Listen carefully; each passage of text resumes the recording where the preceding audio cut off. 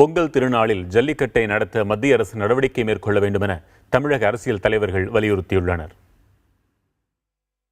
இந்த பொங்கலுக்கு கண்டிப்பா ஜல்லிக்கட்டு நடக்கும்னு வாக்குறுதி தரப்பட்டது. நேற்றுக்கு மறுநாள் திரு வெங்கையா நாயுடு அவர்கள் பேட்டியில் கொடுக்கும்போது அந்த மாதிரி நாங்கள் எந்த வாக்குறுதியும் கொடுக்கல அப்படின்னு அவர் சொல்லிட்டாரு.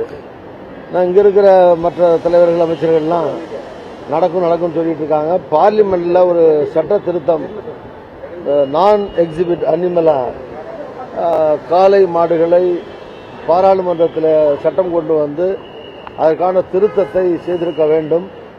மத்திய அரசு இந்த கடமையை செய்யாவிட்டால் ஒரு தமிழர்களின் தேசிய இனத்தினுடைய அடிப்படை கலாச்சார அடையாளத்தை கூட அழிக்கிற வேலையாகத்தான் இதை நாங்கள் கருதுகிறோம். அதை கண்டிக்கின்றோம். எனினும் தலைமை அமைச்சர் நரேந்திர மோடி இதிலே தலையிடுவார் என்று நான் எதிர்பார்க்கிறேன். உச்சநீதிமன்ற தடையை மீறி அரசு ஒரு கொள்கை முடிவை எடுக்க வேண்டும். ஜல்லிக்கட்டு என்பது விலங்கு வதைகளுக்கு கீழே வராது.